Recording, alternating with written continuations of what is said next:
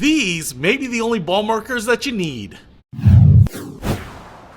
What's happening, Panda Nation? Peter Von Panda here. I just bought these ball markers from Vectorputt. Now, what's interesting about these is that they are two very different ball markers, but they have essentially the same function. So, first of all, I want to open this one. This is going to be a little bit more the traditional style. What it has here is a little hat clip magnet receiver, and then the ball marker itself right there. So, this is clearly magnetic, and it is a little metal coin with an enamel color fill on it.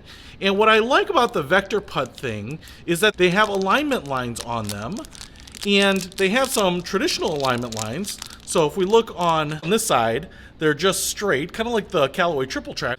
But on the reverse side, they have these vector lines, which are these radiating lines. And I'm going to kind of guess there's maybe 2 degrees in between each of these slots. So you can see that there is this red bar in the middle, which would be straight ahead, and then maybe 2 degrees off to the left and right, and then 4 degrees off to the left and right, maybe 5 or 6 degrees. I'm not totally sure, but what's pretty cool about this is that this little vector line is also on this little ball marker here. Now this one is a little bit different. This is much bigger. This is kind of your poker chip or casino chip size. As you can see there, it's about the size of a silver dollar, and it's plastic, but I believe it has a metal core. So if you have a magnet like this, as you might be able to see, it will stick to that as well. So for those of you that like the big poker chip style ball markers, then you're going to like this. Now, I will say that this is printed on there underneath some sort of translucent plastic. So it should be pretty durable. It gives it a little bit of a matte finish, both sides here. Now, what I like about this little ball marker a little bit more is that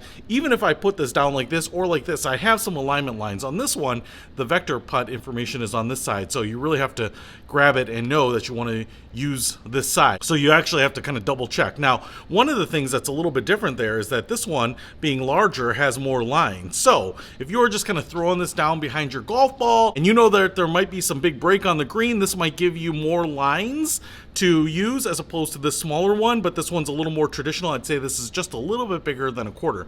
Now, what the beauty of this is that when you are marking your ball, you can just kind of throw this behind your ball and then kind of step back and look at the lines here and see if any of these match up to where you want to putt, you know, based on the break that you're reading on the green. And so you might be saying, hey, looks like we've got some decent break to the right, so I want to use this left line. And you can say, hey, that line right here, this green line over here is what I want to line up with, or on the metal marker, maybe the red line. And then when you put your ball back down, because you've already picked your line with the lines on these Vectorputt markers, then you can just line up your ball, especially if it has alignment lines, with the line that corresponds on the ball marker itself. So these can save you a lot of time, and what's really nice about this is you don't have to be super exact with how you put these down, because there are enough lines here that you can use the one that best fits your putt. So if you want to pick this up, I really dig them. I'm going to start using them. I'll put a link to them in the description. Peter Von Panda, out. We can discover more and explore so much deeper. We can live better than ever thanks to Peter.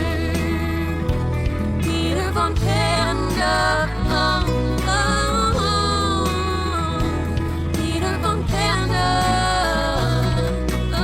Great, kind of like the Callaway triple track, but